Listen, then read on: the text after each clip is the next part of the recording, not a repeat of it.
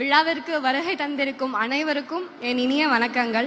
எனக்கு இந்த வாய்ப்பினை அளித்த விஜய் அண்ணாவிற்கும் விழா குழுவினருக்கும் என் வணக்கங்களையும் நன்றிகளையும் தெரிவித்துக் கொள்கிறேன்.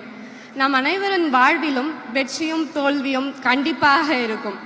அதேபோல் விஜய் அண்ணாவின் வாழ்விலும் பல வெற்றிகளையும் தோல்விகளையும் பார்த்திருக்கிறார். ஆனால் அவர் வெற்றியில் அமைதியாகவும் தோல்வியில் துவண்டு விடாமலும் இருப்பதால் தான் அவர் முன்னிலையாகவும் முன்னோடியாகவும் இருக்கிறார்.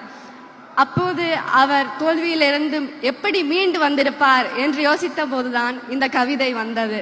விஜய் அண்ணா தோல்விகளை பார்த்தும் சவால்களை பார்த்தும் இப்படித்தான் பேசியிருப்பார்.